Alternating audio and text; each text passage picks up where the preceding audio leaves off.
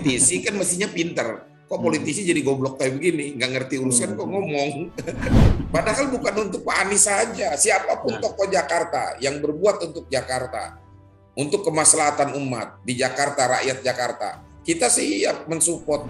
Artinya MUI pun harus melakukan kontrol sosialnya, melakukan kritik-kritik, jangan hanya menonjolkan apa yang semua positifnya kayak humas, jadi kayak PR gitu, public relation-nya Pemprov gitu.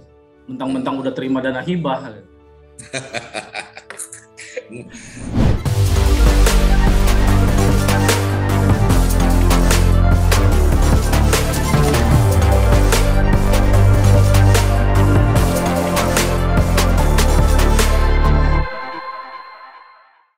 Halo, assalamualaikum Bapak Munahar Muhtar.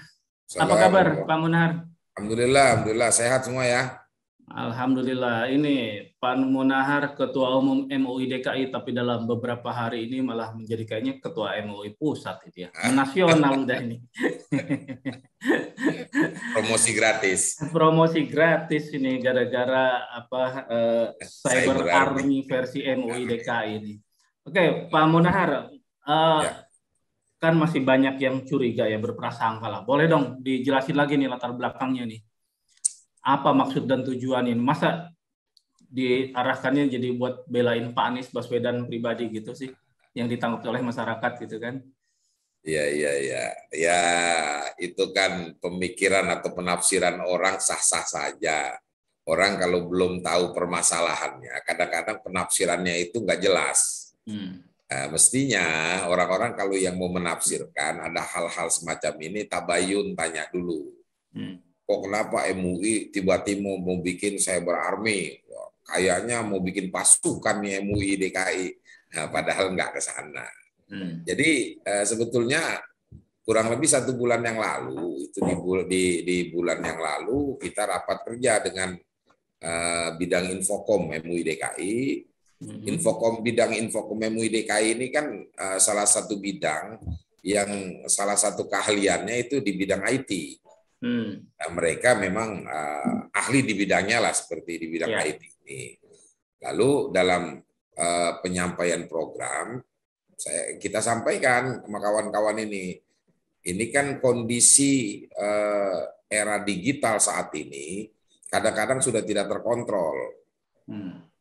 Banyak berita-berita hoax, kadang-kadang fitnah yang berbahaya ini kalau sudah ada berita yang sifatnya mendiskreditkan umat Islam, ada upaya memecah belah antara anak bangsa, apalagi ada ulama yang nantinya didiskreditkan.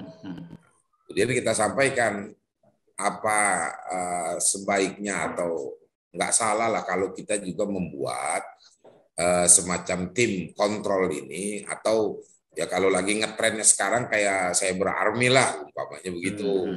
Ya baru gambaran aja. Nanti apapun namanya, maka tim ini dibentuk dalam rangka mengkanter berita-berita hoax, berita-berita fitnah, kebohongan yang ada. Dan itu juga kan memang sudah ada fatwanya dari ulama. Buzzer itu diharamkan ketika dia mengeluarkan berita-berita bohong, fitnah dan lain sebagainya. Nah, ini kan mungkin Pak Kiai menariknya gini mungkin kan, karena ternyata Pak Kiai jelasin itu sebetulnya raker bulan lalu ya Pak Kiai ya. Di 1 bulan yang lalu. Nah ini kan kemudian orang mengaitkannya dengan berita-berita bahwa MUI DKI baru aja dapat hibah 10 sekian miliar ini. Jadi dan kemudian wacana yang menguatnya mau bikin buzzer cyber army. Wah, jangan-jangan ini dibiayai dari dana hibah gitu kan. Enak bener itu kan, APBD mau dibikin buat kepentingan pribadi gubernur misalnya. Kan jadi begitu nih orang prasangkanya. Iya, jadi blunder akhirnya kan. Jadi begini, orang yang nggak ngerti MUI, kemudian dia bicara tentang MUI, ya bicara orang yang nggak ngerti dapur MUI ya nggak bener lah omongannya akhirnya. Dana hibah itu sudah ada semenjak dulu. Dana hibah itu dipergunakan untuk operasional MUI dengan melaksanakan program-programnya, dan itu dari mulai tingkat provinsi, tingkat kota, kecamatan, bahkan sampai tingkat kelurahan. Nah, itu pelaksanaan setiap program itu yang dilakukan. adanya kita punya mahasiswa pendidikan dasar ulama di setiap kota, minimal 40 orang mahasiswa, belum tingkat TKI pendidikan kader ulamanya, itu mereka free semua dari yang S1 sampai S2. Mereka orang-orang yang tidak mampu, makanya kita punya mahasiswa kurang lebih sekitar 300 orang free mereka belajar. Sampai itu tiap bulan atau tiap tahun? Ya, mereka belajar ada sekarang. Jadi setiap mengambil sampai S2 umpamanya, mereka kelar S2, mereka free semuanya. Itu orang nggak ada yang tahu itu program MUI. Kemudian banyak program-program lainnya. Itu dana hibah. Makanya angkanya sampai 10,6 miliar itu ya. 10,6 miliar itu sebetulnya sangat kecil untuk ukuran MUI DKI karena itu nanti akan diturunkan sampai tingkat kota. Kita punya 5 kota, 1 kabupaten, 44 kecamatan, belum lagi kelurahan yang jumlahnya berapa ratus. Jadi sangat kecil. Idealnya memang berapa, Pak? Kalau kita sih idealnya itu kalau perlu mungkin kalau sekitar 25 mungkin masih inilah 25. Karena kita sekali lagi bisa menutup semua aktivitas itu bisa ya? Menutup sampai tingkat kelurahan. Jadi yang menghubung-hubungkan antara persiapan pembuatan, ya kalau kata tadi sekarang namanya mubazir, apalah kita nggak tahu namanya belum keluar, nggak ada hubungannya sama sekali sama dana hibah. Nggak ada sama sekali, makanya kita kaget juga, wah ini orang nggak ngerti urusan kok ikut ngomong begitu. Apalagi kalau yang ngomong politisi. Politisi kan mestinya pinter. Kok politisi jadi goblok kayak begini, nggak ngerti urusan kok ngomong gitu. Jadi politisi dari DKI juga loh, artinya karena mereka kan kaget loh di proposal nggak ada anggaran cyber army, tiba-tiba kok ngomongin cyber army gitu kan? Justru kalau politisinya dari DKI, dia mestinya paham, memang nggak ada di situ. Dia kan baca sendiri, kenapa pakai bicara? Mestinya begitu. Dan kalau mau, kenapa dia nggak tabayun sama MUI DKI? Mestinya kan dia tabayun. Makanya ketika ada orang-orang yang bicara, ditanyakan, itu nanti anggaran dari mana? Anggaran apa? Itu pembuatan ini kan harus mengambil dari orang luar. Nggak ada orang luar. Kita punya tim bidang infokom, mereka ahli dalam bidang ini. Nggak pakai anggaran, nggak pakai dana. Semuanya bisa jalan kok. Kita udah ISO. MUI DKI ini satu-satunya MUI provinsi se-Indonesia yang mempunyai ISO. Dari 34 provinsi cuma DKI yang ISO. Jadi sistem kita udah jalan sebetulnya. ISO gimana maksudnya ISO manajemen? ISO itu satu predikat tatanan organisasi yang sudah berjalan dengan baik, dan itu sertifikat ISO itu dari luar negeri loh. Dari luar negeri itu, dari Belanda kalau nggak salah itu.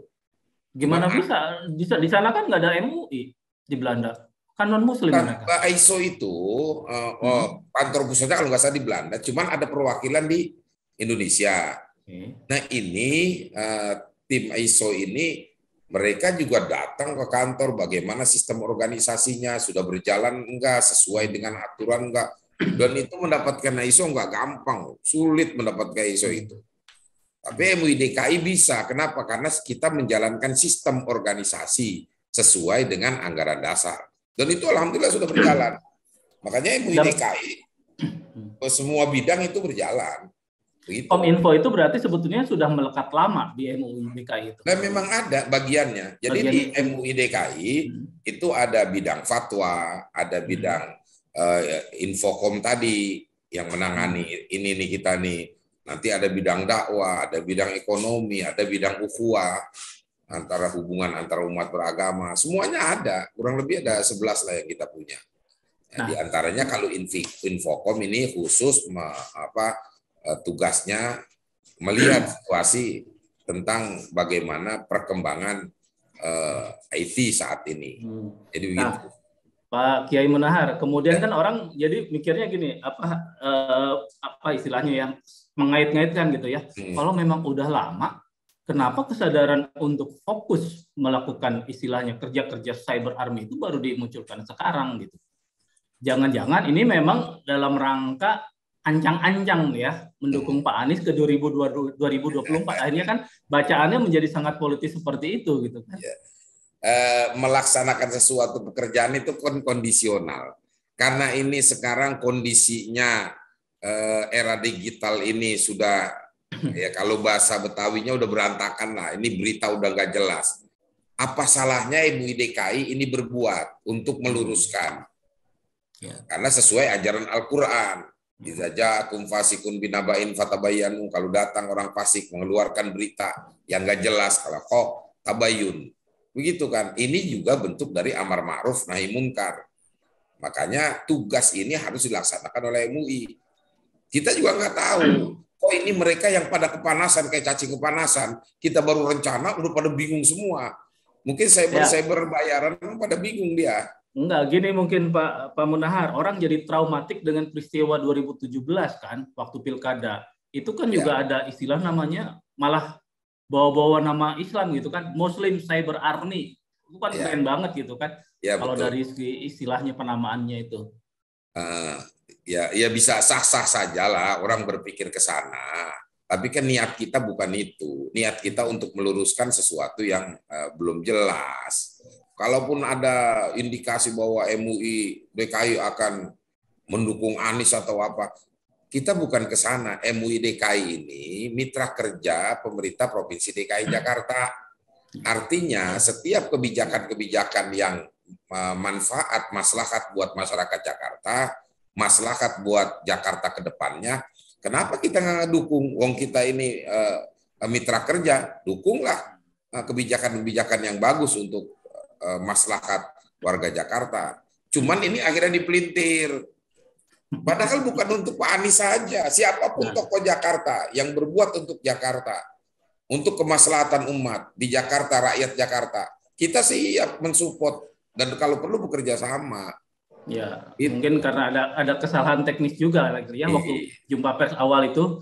Kalau memang ini untuk semua tokoh harusnya yang nggak ada contoh yang ditonjolkan Pak Anies gitu kan. Jadi orang mengaitkan yang gitu. Ya kan yang selama ini sering ketemukan Pak Anies dan dia sebagai gubernur. Masa kita ambil tokoh yang lain dari luar kan nggak mungkin juga. Kebetulan yang agak menonjol beliau begitu. Ya kita contohkanlah beliau. Ya, nggak ada masalah kan itu Mas. Sekedar contoh kok. Gitu. Nah, ya ini juga ada kritik juga ya dari siapa tuh dosen dari salah satu perguruan tinggi kita. Lah, ulama itu kan amar ma'ruf nahi mungkar. Amar ma'ruf kan mengajak kebaikan, mencegah kemungkaran gitu kan. Nah, para tokoh selama dia manusia kan tidak terlepas dari kesalahan juga gitu kan. Artinya MUI pun harus melakukan kontrol sosialnya, melakukan kritik-kritik, jangan hanya menonjolkan apa yang semua positifnya kayak humas jadi kayak PR gitu, public relation-nya Pemprov gitu. Mentang-mentang udah terima dana hibah gitu. Kita selalu ketika ada hal-hal yang nggak tepat pasti kita akan kasih teguran dan teguran itu nggak harus kita bikin berita bahwa MUI DKI menegur pemerintah Provinsi DKI Jakarta. Ya enggak lah, kita kan ada hubungan yang baik, suka ketemu dan itu kan teguran kayak begitu kan tentu lebih bagus. Setiap ada kebijakan-kebijakan yang kurang pas ya tentu ya kita luruskan yang pasnya kayak begini. Jadi dan ini prinsipnya Pak Kiai ini kayaknya jadi kayak di warung Padang tuh. Kalau baik sampaikan ke orang lain, kalau ada jelek bisik-bisik aja ke kita, kasih taunya kayak gitu kan jadinya. Oh enggak juga. Enggak juga. Ya intinya kita profesional aja lah. Bahwa MUI DKI ke manapun kita tetap akan bekerja sama untuk hal-hal yang baik. Selama itu buat kemaslahatan warga masyarakat Jakarta, khususnya umat Islam di Jakarta ya, karena MUI ini yang ditangani emang khusus umat Islam. Adapun dengan agama lain, ya kita juga ada kerjasama melalui bidang ukhuwah tadi. Makanya kita bentuk FKUB. FKUB itu rekomendasinya dari MUI DKI disampaikan dibentuklah FKUB. Nah, makanya di MUI DKI ada juga yang disebut bidang KUB, Komisi Ukhuwah. Artinya di situ semua ormas ada di dalamnya. Gitu. Pak Kiai Munahar, mungkin biar clear nih Pak, boleh dong dikasih contoh sebetulnya info-info yang selama ini dianggap mendiskreditkan atau memojokkan ulama, mengadu domba ulama dengan umat, itu seperti apa sih? Kemudian juga kalau Pak Munawar tadi ngejelasin, kita sampaikan kritik juga kok ke Pak Amin. dalam hal apa misalnya? Apa kasus apa yang dikritik? Kalau yang bagus pujiannya terkait program-program apa gitu? Kalau kita memang khusus masalah bidang keagamaan, umpamanya seperti ini, ketika terjadi pandemi terjadi, ada kebijakan umpamanya untuk menutup masjid macam-macam waktu itu tahun-tahun yang lalu, ketika itu sesuai dengan syariat nggak ada masalah, tapi ketika itu sudah tidak sesuai lagi ya tentu kita akan sampaikan, udah sebaiknya begini, sebaiknya seperti ini, itu yang kita sampaikan. Kalau untuk agar supaya kita ini kan jangan sampai satu saat ada oknum-oknum tertentu yang berupaya memecah belah. Kalau itu ada maka kita counter. Kayak sekarang peristiwa ada tagar gara-gara satu anggota MUI di bidang fatwa MUI pusat diidentifikasi sebagai teroris, ditangkap, akhirnya keluar tagar bubarkan MUI. Nah ini kan kita nggak bisa diam. Kita harus bicara. Nah kalau tim kita ini sudah terbentuk kan melalui tim ini dia yang akan bicara. Nggak bisa karena satu orang yang berbuat lantas institusinya harus dibubarkan. Ya ini nggak bisa. Nah itu satu contoh. Maka perlulah kita membuat tim semacam ini. Tapi kalau contohnya seperti itu Pak Kiai Munahar, mungkin bisa dibalik juga logikanya gitu ya. Ya orang yang bersuara cuma satu orang minta kenapa harus direspon dengan masif, dengan gegap gempita, dengan membentuk cyber army semacam gitu. Kan harusnya dilihat juga siapa yang ngomong gitu kan. Kalau memang dia orang nggak ngerti MUI, nggak ngerti Islam, ya alah abaikan aja lah. Kecuali kalau ngomongnya dia kiai juga gitu. Minta MUI bubarkan, lah baru di situ mungkin Pak Kiai. Ya karena kan tagar ini juga udah terlalu ramai kan. Ya tahu sendiri lah ya wartawan lebih tahu lah dari kita. Kalau tagar kayak begini keluar timbul, wah itu ramenya udah kayak apa tahu. Makanya viral. Sekali lagi, iya kalau udah viral itu udah harus ada yang mengkanter. Mengkanter artinya klarifikasi. Kalau bahasa agamanya tabayun tadi. Biar masyarakat ini nggak bingung. Intinya begitu aja. Biar masyarakat ini tenang. Oh ini permasalahannya. Jadi biar masyarakat itu paham.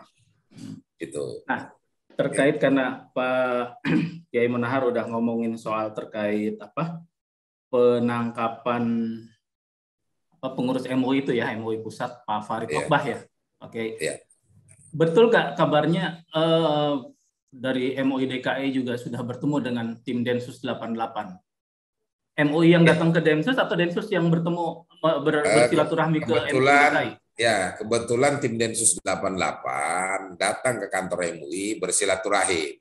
Bersilaturahim sekaligus ya menyampaikanlah hal-hal yang beliau sampaikan, termasuk salah satunya penangkapan yang baru saja terjadi. Salah satu pengurus MUI pusat anggota bidang dakwah. Karena itu dari disampaikan semuanya, kita juga sampaikan ya jangan karena satu orang melakukan sesuatu yang kurang bagus, institusinya itu tidak bagus. Makanya tadi klarifikasi.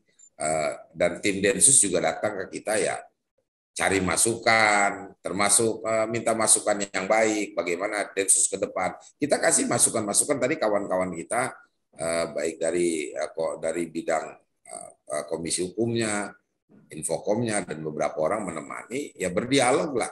Berdialog, kita bilang juga sambil kasih masukan. Kalau ada masukan atau kritik dari MUI, jangan dianggap MUI ini berseberangan. Karena masing-masing kita ini pada saat berbuat kan nggak semuanya orang suka, nggak semuanya orang senang. Dan belum tentu tindakan kita juga disukai oleh orang lain. Karena itu, ya alhamdulillah tadi ya kita enjoy aja, sambil ngobrol juga sambil santai aja. Ya intinya kita minta untuk saling menerima kritik dan masukan. Gitu. Nah, terkait penangkapan Pak Farid Okbah sendiri, penjelasan dari Densus seperti apa? Tim MUI bisa menerima penjelasan? Karena kan sebelumnya ada yang sempat juga bilang, itu kriminalisasi ulama, semacam itu, kayak gitu. Ya kalau tadi kita cuma sekilas saja bahwa Ustadz Bah ini memang sudah dilihat, karena kan yang tahu itu yang mengidentifikasi mereka yang lebih paham lah ilmunya. Tapi karena sudah ada bukti, ada dua bukti atau apalah, maka tidak sekonyong-konyong main tangkap. Jadi artinya memang sudah jauh-jauh hari sudah jadi bahan ya orang yang selalu dilihat lah, diperhatikan jejak langkah digital dan lain sebagainya. Sehingga ketika sudah ada 2 alat bukti, maka itu dijadikan sebagai bahan untuk adanya penangkapan. Cuman itu aja yang kita pahami tadi. Artinya dengan penjelasan itu MUI DKI juga akan siap membantu menjelaskan ke masyarakat bila ada tokoh-tokoh di masyarakat dari kalangan Muslim tertentu yang tetap menyuarakan bahwa itu adalah kriminalisasi ulama gitu, Pak Munahar. Kita belum tahu permasalahan sesungguhnya. Anak nggak bisa bicara, saya nggak bisa bicara itu kriminalisasi ulama atau enggak, karena kasus sesungguhnya ini kan belum terungkap. Dan saya sendiri nggak mengenal dekat beliau itu, nggak kenal dekat beliau lah, dengan jejak langkahnya juga tidak kenal, sehingga ya nggak bisa komentar dulu, ntar salah lagi kita komentarnya. Tapi kalau dari tadi percakapan dengan tim Densus kan dipaparkan tuh katanya sudah punya 2 alat bukti, sudah memantau selama sekian waktu lah ya, sekian lama, beberapa bulan. Kira-kira make sense nggak, logis nggak tuh dari penjelasannya dari Densus 88? Sepintas sih secara apa ya, SOP mereka sih, ya itu yang mereka lakukan sesuai dengan SOP yang mereka lakukan. Kita sendiri kan nggak tahu SOP-nya itu bagaimana, karena sekali lagi kita belum ngerti tentang Densus 88 ini. Tapi menurut beliau tadi bahwa Densus 88 juga nanti akan merubah image. Dia ingin agar supaya orang-orang yang terindikasi ini nanti ada pembinaan dan lain sebagainya ke depannya. Tapi kita masih belum tahu itu. Intinya sih itu sebetulnya. Kalau dari tim Densus sempat menyinggung rencana MUI DKI juga nggak untuk membentuk cyber army itu? Tolong deh jangan pakai istilah itu misalnya, karena konotasinya jelek nih. Ingat trauma pengalaman 2017 sehingga masyarakat tidak trauma, langsung tidak prejudice, berprasangka gitu. Ada nggak semacam itu? Ya, ternyata mereka sudah paham karena mereka melihat berita kita ketika kita dialog di beberapa stasiun TV, ya mereka sebetulnya udah lihat duluan. Jadi begitu ketemu kita mereka udah memahami apa maksud dan tujuannya. Jadi nggak terlalu banyak bicara juga. Cuman kalau memang itu baik buat kemaslahatan masyarakat ya nggak ada masalah, nggak ada problem, boleh-boleh aja. Intinya begitu. Saya ingin penegasan sekali, namanya akan tetap cyber army, meskipun di masa lalu konotasinya rekam jejaknya jelek gitu kan? Masih digodok, namanya itu masih digodok apa? Kita belum tahu nanti tim Infocom apa cyber army bersyariah kan sekarang apa-apa belakangnya masih syariah. Orang masuk salon aja salon syariah. Kita belum tahu itu nama nanti coba nama yang bagus itu apa. Mungkin nanti kalau sudah nanti kita akan ngobrol-ngobrol lagi. Tapi mungkin nanti akan dibuat semacam SOP atau standar ya kerja mereka, sehingga kan yang dulu Muslim Cyber Army juga bilangnya kita nggak pernah bikin hoax, nggak pernah bikin fitnah. Ternyata ada 14 orang ditangkap sama tim Cyber Barreskrim, kerjanya memang memproduksi fitnah dan hoax gitu kan? Ya pastilah, kalau kita pasti ada standar ukurannya, pasti ada lah. Yang pasti kita tidak akan melanggar norma-norma agama, itu pasti. Yang keluar dari aturan agama pasti nggak bakal. Pasti akan kita lakukan. Nanti yang jelek juga nama MUI Jakarta juga. Oh iyalah, insya Allah enggak lah. Insya Allah. Oke, Pak Munahar, Kiai Ketua Umum MUI DKI Jakarta. Terima kasih sudah berbincang. Sama-sama. Semoga apa yang disampaikan bisa mengklirkan ya persoalan di insya Allah, Jakarta ini. Iya. Assalamualaikum warahmatullahi wabarakatuh. Assalamualaikum warahmatullahi wabarakatuh.